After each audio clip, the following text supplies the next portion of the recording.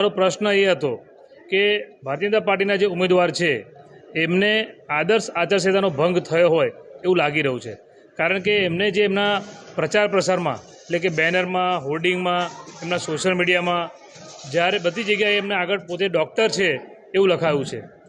એ એમની જે અમે જ્યારે એમનું એફિડેવિટ જોયું તો એફિડેવિટમાં એમને ડૉક્ટર લખેલું નથી, પરંતુ એમનો જે અભ્યાસ છે એ ફિઝિયોથેરાપિસ્ટ થયા છે. તો જે દેશની વડી અદાલત છે સુપ્રીમ કોર્ટનું જે જજમેન્ટ છે કે એમાં ફિઝિયોથેરાપિસ્ટ એ પોતાની આગળ ડૉક્ટર લખાવી શકે નહીં. એમાં જે કહેવાય કે physiotherapist can not use the prefix doctor, અને આ જે ઇન્ડિયન મેડિકલ એસોસિએશન IMA છે એની વેબસાઇટ પર પણ લખેલું છે, અને આ સુપ્રીમ કોર્ટનો આ ચુકાદો છે. તો અમે રજૂઆત એવી કરી કે કારણ કે હમણાં જ સરકારી કર્મચારીઓનું વોટિંગ થયું અને અમારા ચૂંટણી એજન્ટ જે છે કલ્પેશભાઈ પટેલ એમને પણ જ્યારે બેલેટ જોયું તો ખ્યાલ આવ્યો કે એમાં ડૉક્ટર લખેલું છે આગળ. તો જ્યારે સુપ્રીમ કોર્ટનો ગાઈડલાઇન છે કે ફિઝિયોથેરાપિસ્ટ એ ડૉક્ટર લખી શકે નહીં, અને એમની PhD હજી પૂરી થઈ નથી, તો એ ડૉક્ટર શું કામ લખાઈ રહ્યા છે? EVMના મશીન પર, એટલે કે EVMનું જે બેલેટ યુનિટ છે એની પર અને બેલેટ પેપર પર ડૉક્ટર લખેલું શું કામ છે? તો આ સુપ્રીમ કોર્ટના જે જજમેન્ટ છે એનું ઉલ્લંઘન થઈ રહ્યું છે, અને એના મુજબ એમાં કાયદાકીય જે જોગવાઈ છે કે એની અંદર પિનલ કોડ IPCની અલગ અલગ ધારાઓ હેઠળ કાનૂની દંડની જોગવાઈ છે, કારણ કે એમને ચુકાદા મુજબ ચુકાદાનું વાયોલેશન કર્યું હોય એવું લાગે છે. અને ખાસ કરીને વડોદરાની પ્રજા, જ્યારે તમે વિચાર કરો કે ભાઈ આ પ્રજાને પણ ગેરમાર્ગે દોરી રહ્યા હોય, કારણ કે તમને જ્યારે સુપ્રીમ કોર્ટના નિયમ મુજબ તમે ડૉક્ટર લખાઈ શકતા નથી, તો તમે અને તમારા પોતાના એફિડેવિટમાં પણ ભાજપના ઉમેદવારે ડૉક્ટર લખેલું નથી, તો પ્રજાને શું કામ ગેરમાર્ગે દોરી રહ્યા છે? પ્રજાને પ્રેરિત કરી રહ્યા છે વોટ આપવા માટે. એટલા માટે એમના તમે હોર્ડિંગો જુઓ, એમનો બેનર જુઓ. અચ્છા, દેશના પ્રધાનમંત્રીનો જે લેટર છે એમાં પણ એમને ડૉક્ટર લખેલું છે, એટલે પ્રધાનમંત્રીને પણ એમને સાચું ના કીધું હોય કદાચ એવું લાગે છે.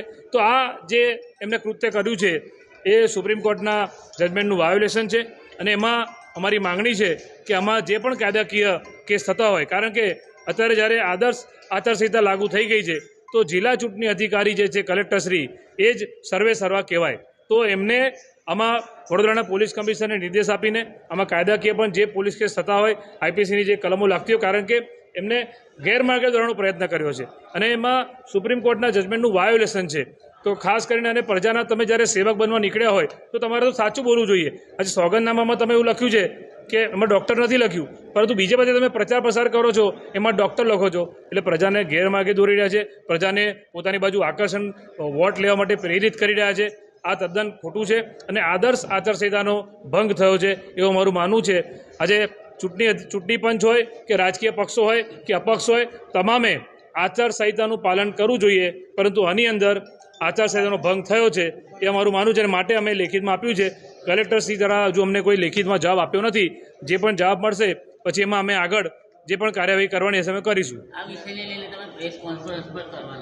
એટલે આ તમને જ્યાં સુધી મારી પાસે આજે કલેક્ટરશ્રી જે છે એમને લેખિતમાં જવાબ નથી આપ્યો તો હું પ્રેસ કોન્ફરન્સ કેવી રીતે કરી શકું? એટલે અમે એમના જવાબની રાહ જોઈ રહ્યા છે, અને એ સંદર્ભમાં આજે તમારી સમક્ષ જે વાત કરી રહ્યો છું એક આ પ્રેસ કોન્ફરન્સ જેવું જ એનો ભાગ છે, કારણ કે કલેક્ટર કચેરીએ તમે બધા અહીંયા ઉપસ્થિત છો અને તમે પણ ઘણા સમયથી ક્યારના રાહ જોઈ રહ્યા છો. પણ જ્યારે જવાબ આવશે ત્યારે અમે એને પેપરના સમાચારપત્રોમાં પણ પ્રસારિત કરીશું અને તમારા સુધી પણ એ માહિતી પહોંચાડીશું કે અમને શું જવાબ આપ્યો છે. પરંતુ જો નિષ્પક્ષ ચૂંટણી કરવાની ચૂંટણી પંચ વાતો કરતા હોય તો નિષ્પક્ષ ચૂંટણી ત્યારે જ સાબિત થાય જ્યારે આ જે EVM મશીનનું જે વોટિંગ માટે જ્યારે જશે એમના EVMના BU પરથી ડૉક્ટર શબ્દ હટાવવો પડે, અને જે સરકારી કર્મચારીઓના બેલેટ પર ડૉક્ટર લખીને વોટિંગ થઈ ગયું એનું આ લોકો શું કરશે? કારણ કે સોગંદનામામાં નથી લખ્યું તો પ્રચાર પ્રસારમાં શું કામ લખવામાં આવે છે, એમના સોશિયલ મીડિયા પર શું કામ લખવામાં આવે છે? તો આ પ્રજાને ગેરમાર્ગે દોરી રહ્યા હોય એવું અમારું માનવું છે, માટે અમે આ માગણી કરી છે. મને એવું લાગે છે પરેશ વાઘેલા કરીને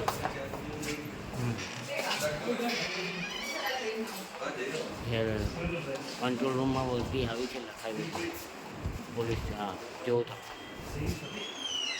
હા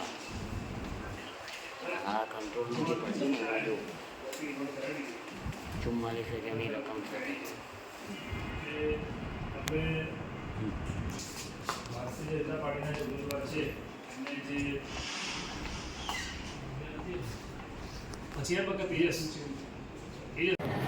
આવી ગયા નીચે